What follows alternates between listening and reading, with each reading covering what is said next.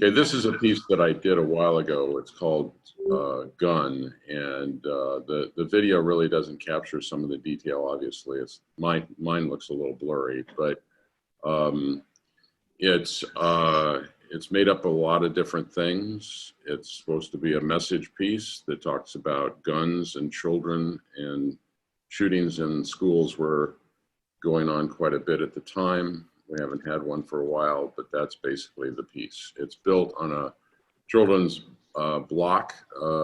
When I was in elementary school, I played with blocks like these, and I actually found one. And it's got everything from dominoes to, there's actually a blue piece of tile in it, to gears from a clock. And hopefully it gives some kind of a message. Yeah. What's the title again? I'm sorry. Gun. I'd like to make a comment. I looked at it, and a great idea, and it covers a lot of things, but it's too busy, just too busy, like too much, overdone, I think. So that's my comment. Okay, Scott, I see what you're saying, but I remember you brought this in one day, right, to the restaurant? I don't think I did. I think so. I think I've seen it. I think you I've did. seen it. I've seen it. I've seen it. Okay, great. Yeah, we've seen it, and you said you had made a video, which I thought was pretty cool. My impression of it is up close like that on the video. I think I get that sense of busyness, but when I saw it from a distance at the restaurant, I had a very different impression of it. I didn't have that kind of sense of being overwhelmed. So I think it may have to do with just what whoever, I don't know who spoke there. Helen. They may be just responding to that. It's fascinating. I've never been a gun owner or been used guns or of any shape or form. And my first look at here, I knew when you told us it was guns, it took me a while to get back into it. I see a lot of cinema, movie. I see your silhouettes seem to be on reels, movie reels. The one on the right there, right now, behind that figure looks like a movie reel, old 8mm movie reel. And I really like it, and I think it covers both the guns and all the filming of what happens with the guns. And so that's what I see in it, around, and that's it.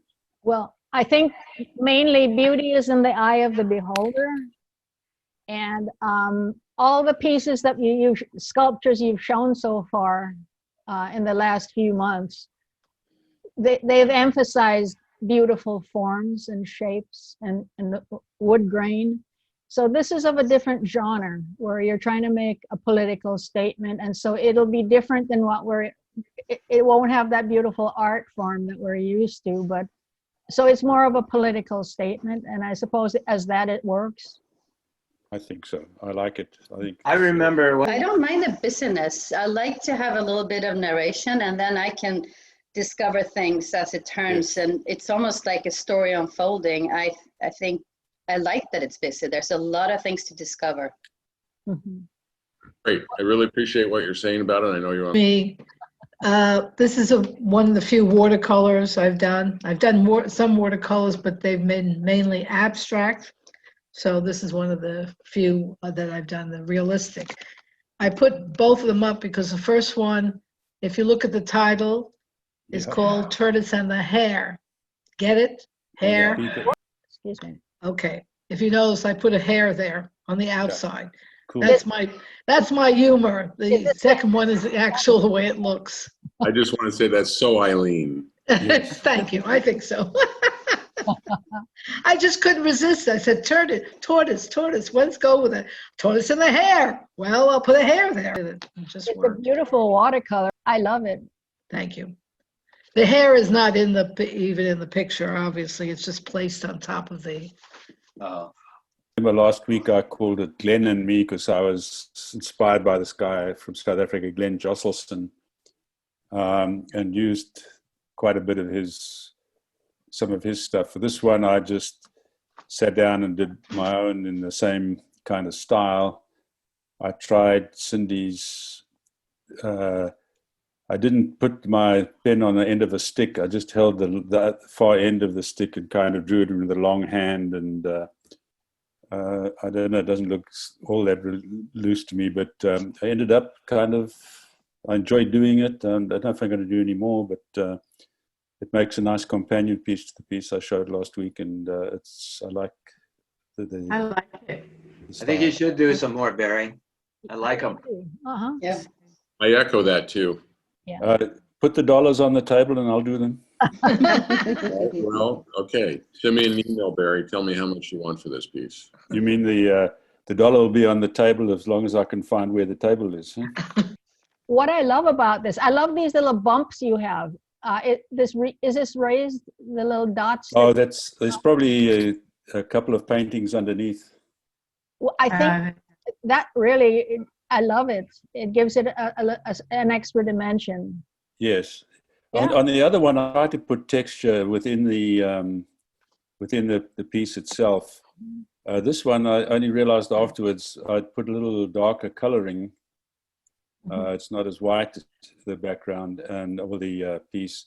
And then afterwards, I realized I hadn't put as much texture as had on previously. Yeah, Paul Clay. There you go. Thanks. Yeah. Something like that. Yeah. Stay with it, Barry. Yeah, this guy, this artist, he does a lot of these, but he tended away from this and into much smaller sections with a lot more color, and I don't like that. It's too busy. I don't know if you can tell or not. This the painting is framed and has dowels on the frame, so that's the what looks like bars is not part of the painting itself. And I don't recall exactly how this came about. This is like 10 years ago or so. But I took a picture of my wife's face and then blew it up. You got to be kidding. No, and then I cut out the eyes and let's see, cut out the eyes, cut out the nose, and the mouth are basically pasted on. So it's collage. And I don't remember whether I was working on a face and then added that or worked the other way around. But I don't know. There's something about I would never have been able to paint or draw that, and so it's just to me, it has a very unusual. It captures an element of her, but it's really a different face altogether. And as you can see in the article next to it there, I had entered it into a show we were doing that had to do with human trafficking. And a columnist was there covering it, and she was quite taken by the picture and made it kind of featured it in the article that she had about the event. Well, Steve, all I can tell you, Steve, is that it just grabbed me. I love, I actually know someone in my meditation group that looks like this. But you captured a sort of sadness, and I love Yes. the really gentle modeling of the face. Yes. And I mean, I think it has a great expression. That's wonderful. Yeah. And even the way you treated the background, you know, with the lines, the strokes going horizontally, and then the contrast of the dress with it being more subtle. I just think all the colors work so well together. Is it acrylic? I think a lot of that, I used to use metallic paints a lot. I think a lot of that is sort of mushed up metallics with other acrylics. So yeah, it was fun. Yeah. This is the piece, the photography I did that won Best of Show at Cole Gallery in February. And I wanted to thank Ulrika, because when I brought this piece in the first time at the restaurant, and I was so concerned because the little girl was so far over to the left, and I knew that, and my comment was I should have had more space in front of the face. And it's off center and so on. And Ulrika thought it was really very interesting, and she was right. You see this white square up here? As I brought the entry into the Cole Gallery, I was looking at it and yelling at myself, oh, for Christ's sake, Joan, why didn't you just make this a lot darker and this? And then I had no hope of it. Even I'd be lucky to get honorable mention or even anything. And so I was just floored when Phyllis called me a few days after the show opened, and on the phone, she says, congratulations, Joan. And I'm thinking, what the heck are you talking about? I just bow to this judge, Duke Windsor. He's my kind of judge. I appreciate that he saw what I was trying to portray and sticking to it. It's lovely, and thank you for showing it again. Yes. Yeah. Beautiful. Yeah, I find the ribbon a little bit, it's kind of hard to. You want to know what? When it's in my bedroom, and when I go to bed at nights and I go past it and I look at it, I'm still saying you can't convince me. I won a best of show at Cole Gallery with all those photographers there. Yep. Something. Yeah, would you tell us a little bit about it? When did you do it? How long ago? And was it from a photo or from your imagination? Probably did it around 15 years ago, and I was enthralled. I was doing impressionist work mostly in watercolor, and I was trying to capture the waves or the feeling of the waves, but I couldn't realistically get it, or it never came out right. So I just left it impressionistic, and then decided that I would put her in the wave because it sort of went with the energy of the wave, you know, and so that's what I did with the two together. And The water, Nice motion and color. the reflections, the light in the water, and the tube. It goes well together. Her pose is very good with the wave. It's beautiful watercolor technique. Very nice. Yeah, it's gorgeous. Very beautiful. I like it very much. Oh, Liz, I really like it a lot. I really love the wave, and I kind of just putting that figure in there really adds to the whole dynamic of the piece. There's only one little thing that's distracting to me, and that's Look at her. her right foot. If her right foot, if the leg kind of just went into the wave and you didn't see her foot there, that's the only comment that I would say is distracting to me. Okay. I think the whole the reason I produced this slide here is because the work that comes after this one is somewhat, I call it abstract expressionism, and I just did a little research on it so that I could show you that the work that I'm going to show after this is really quite good.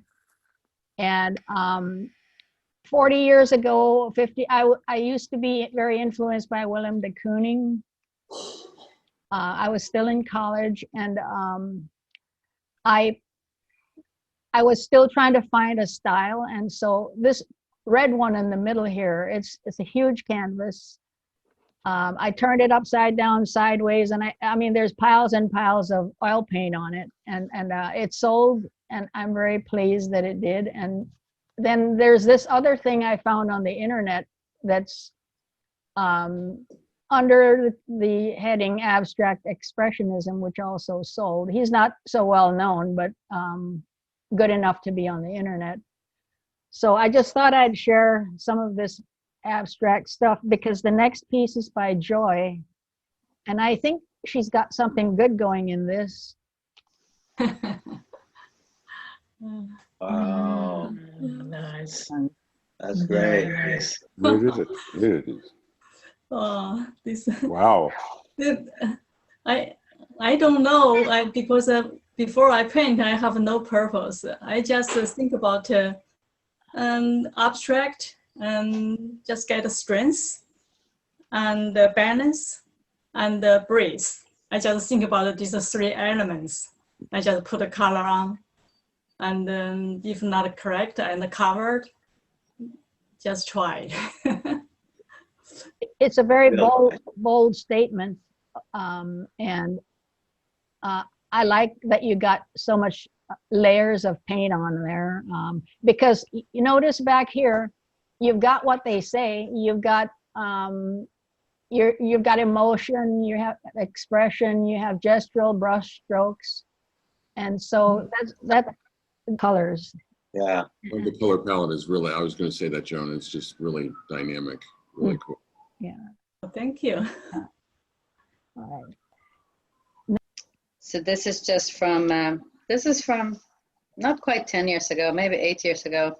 My boys were little and running all around, and I had not taken time painting for many years. So took a class, and I had to, when painting at home, had to put everything on the kitchen table and put it away. We lived in a tiny townhouse, and it was just really hard to get to do it. But that was when I started coming back to it, and they put on a student exhibit, and I had one of your same reaction as you, Joan. I came a little late to the exhibit, and I had a ribbon on it, and it was a really profound experience, because this was just an exercising class, and all of a sudden I realized maybe I could do it. So it kind of started me back on painting again. What medium is this, did you say? This is oil. Well, okay.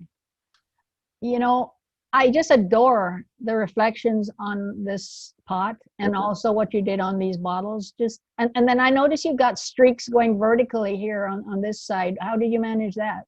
You know what? I don't even know what that is. Maybe it's a bad photo. I don't think. It's I do like the streaks too. I don't think it's intentional. I don't know if it's in there even. Yeah, really, really nice.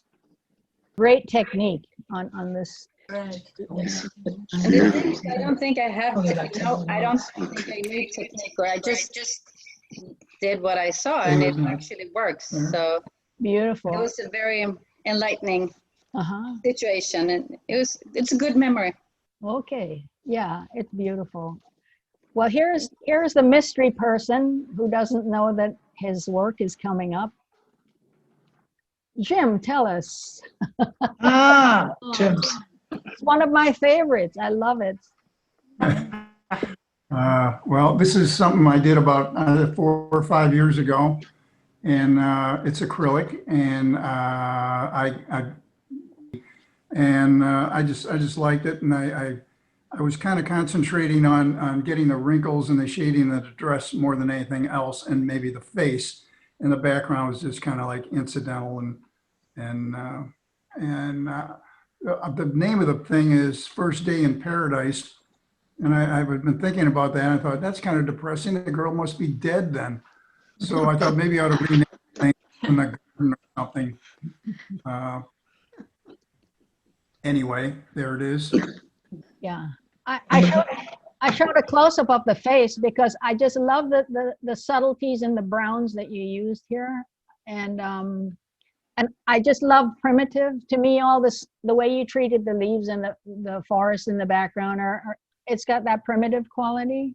It's one of my favorites anyway. Well, Nice. anyway. Very good. Very nice, really. Acrylic. Acrylic, yes. Yeah. Holy moly. What did you do with this? And is it a series? A series of about 4 or 5 of those. That was exhibited at Palomar College gallery in Palomar College. That particular piece. And the ceramics is about 12 inches tall, and it's fired about 3 different times. And it's a self-portrait. And as I say, I sleep with one eye open every night. I got 20 masks that I'm in the process of glazing, and these particular ones I finished. I got about 4 of them that I've completed, and I think most of them have been exhibited in different places. Does it have a title? Pico. Self-portrait. Scott is going to be talking about this next week. Nice. But